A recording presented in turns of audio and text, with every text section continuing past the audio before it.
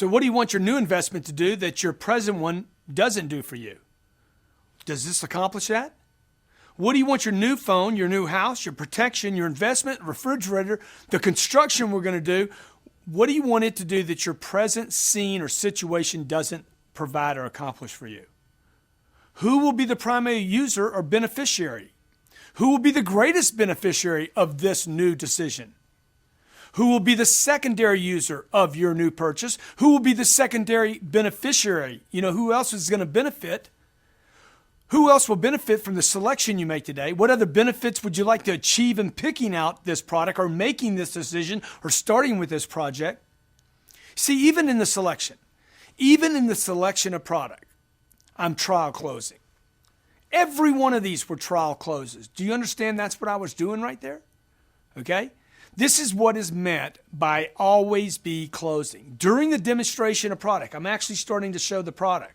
Hey, who else is going to benefit from an advantage like that? See, as you're actually demonstrating your product from time to time, start asking, dropping in trial close questions. You know, let me ask you, assuming we could work something like this out, whose name would this normally be titled in? Oh, slow down, big boy, you're going too fast. What do you like most about what I've shown you thus far? Get some feedback from your presentation. What's the greatest benefit you've seen so far? You don't need to do the whole 30 minutes. Break it up. I was just doing a presentation with one of our colleagues. We were up in St. Louis. He's 30 minutes into the deal and he hadn't asked anybody to hook. Why not?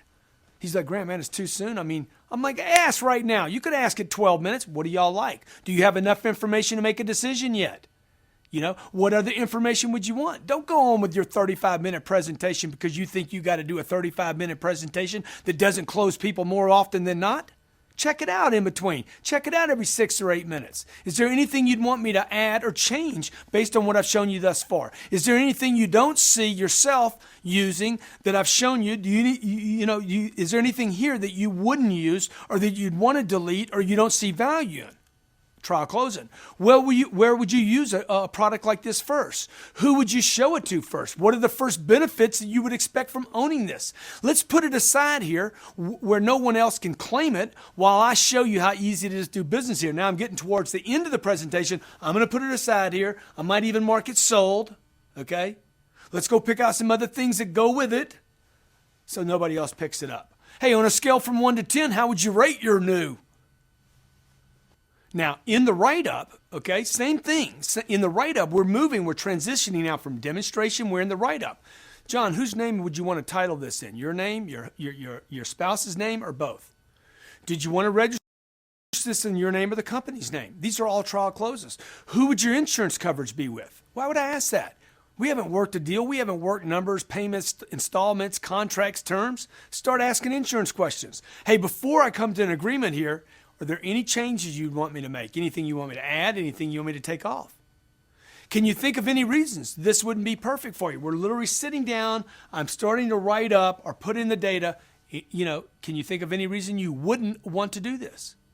Would you want to take it with you or you only have it shipped to your home?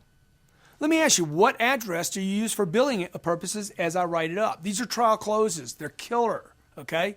If you're not using trial closes, oh, Grant, I don't want somebody to think that I'm being pushy. Look, if you're not going to push to make your dreams come true, you're going to spend the rest of your life pushing to make my dreams or somebody else's come true. Do you understand that? If you don't push other people to purchase your product, your service, and you to invest in your future, if you don't push for that, let me tell you, you're going to spend the next 40 years pushing for somebody else so they can have their life the way they want to.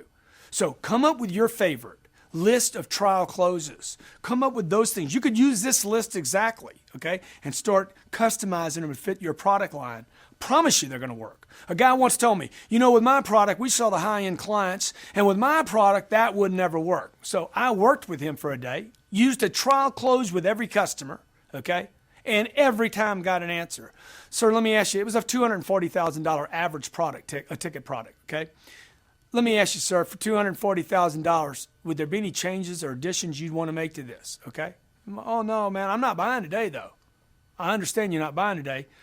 Let me put it aside here while me and you go work up numbers, okay, so that when we do come to decision, nobody else will have picked it up, okay? Yeah, sure, let's go sit down. Did it work? Sure, it moved me forward. I closed the deal. It has nothing to do with the product you're selling or the price you're selling. It has something to do with you checking out with trial closes. Learn these.